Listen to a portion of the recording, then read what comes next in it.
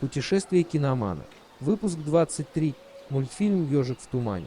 Подкаст-версия. Год выпуска 1975. Длительность 10 минут. Режиссер Юрий Нарштейн. Сценарий Сергей Козлов. Студия Союзмультфильм. Кинопоиск 8,4. Это седьмая режиссерская работа Нарштейна. В 2003 году на Международном анимационном фестивале Лапута в Японии был признан лучшим мультфильмом всех времен. 75-й год в истории. Январь. Выпущен компьютер Altair 8800, с которого началась эра микрокомпьютеров. 12 сентября выходит в свет 9-й студийный альбом английской рок-группы Pink Floyd Wish You Were Here. 11 декабря мировая премьера фильма Барри Линдон режиссера Стэнли Кубрика. Издается Сёгун, роман Джеймса Клавелла. 8 июня, 14 июня запуск первых искусственных спутников Венеры, автоматических станций Венера-9 и Венера-10. Спускаемые аппараты станций совершили мягкую посадку на Венеру и впервые передали на Землю фотопанораму планеты. Стадия 1. Обыденный мир. Ежик привычно идет в гости к медвежонку на чай со своим вареньем. После чаепития они традиционно считают звезды на небе. Интересно ведет себя ежик. Слышим его внутренний диалог, его умственную жвачку. Он виртуально проживает традиционную встречу. Похоже, это его успокаивает. Идущий за ним следом филин по приколу повторяет его движения. Колодец, лужа, походка. Стадия 2. Зов к странствиям. Момент, который выводит ежика из его привычных паттернов поведения и мышления, это лошадь, пасущаяся в тумане. Ежик думает новые мысли. Стадия 3. Отвержение зова. Возможно, момент одергивания ножки при первом погружении в туман. На долю секунды ежик боится погружаться и оставляет за собой право передумать. Стадия 4. Встреча с наставником. Не могу найти персонажа для роли наставника. В мультфильме нет таких. Ежик не вспоминает никого важного для себя. Нет седого старца, который бы подарил что-то волшебное или бы поделился мудростью. Также нет наставника извне. Стадия 5. Преодоление первого порога. Погружение ежика в туман с головой. Любопытство взяло свое. Стадия 6. Испытания, союзники, враги. Испытаний достаточно. И все они происходят в голове у ежика. По сути, ничего из виденного им не могло причинить ему вред.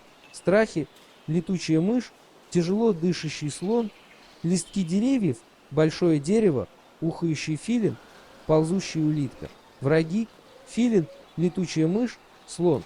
Союзники, собака, мошкара, голос медвежонка. Испытание, преодоление страхов, точнее встречи с ними. Исследование дерева, поиск баночки варенья. Стадия 7. Приближение к сокрытой пещере. Момент перед сваливанием в реку. Очень маленькая стадия, но она присутствует.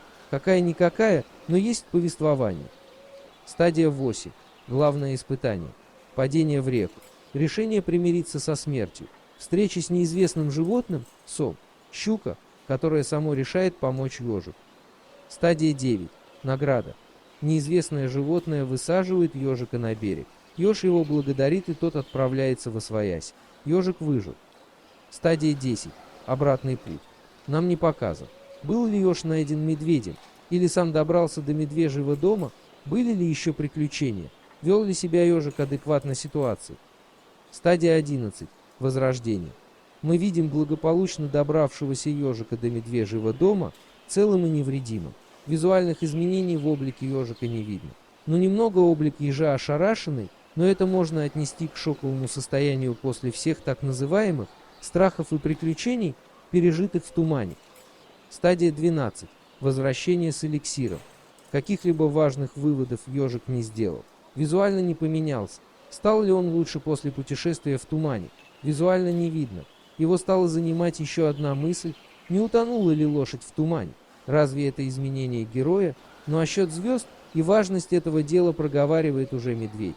И это уже его личное мнение. Важность того, что ежик чудом выжил, не была осознана им самим. Возможно, в конце мультфильма сам ежик находится в состоянии шока, и осознание трипа придет уже в сиквеле. Выводы, вопросы, ассоциации. Образ филина.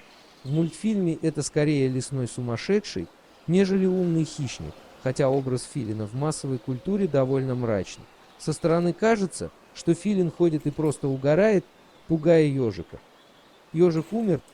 Хрестоматийная ассоциация у всех разборщиков данного мультфильма, а это его посмертное путешествие в Бордо, крик медвежонка, зов кармы, который заставляет ежика идти дальше к новому рождению и не останавливаться. Странный психотип у ежика. Сам с собой разговаривает. Мечтатель. Звездочет. Может, он тоже лесной сумасшедший наряду с филином? Фигура сама — щук. Несмотря на помощь ежу, саундтрек был на нем. На саме — тревожный. Что это было? Повезло ли ежику выжить? Был ли Сом в хорошем настроении, а в плохой день он бы сожрал ежа? Сом безмолвно говорит с ежиком. То есть телепатически? Имя чудовища мы не знаем. Может, это был сам Ктулху? Это объясняет выражение мордочки ежа в конце фильма. Может, он вообще помутился сознанием, поехал кукушку? Посмотрел бы версию мультфильма от лица летучей мыши. Как бы она видела все. Как бы она видела лошадку, филина, дерево. Она, наверное, боялась не меньше ежика. Да еще картинка была бы ультразвуковая, как в фильме «Сорвиголова» с Беном Аффлеком. Было бы неплохо также посмотреть мультфильм глазами филина. Это был бы приключенческий квест напугать как можно чаще и больше ежика. Попытки напугать лошадку или летучую мышь. А слона в тумане он и так сильно боится.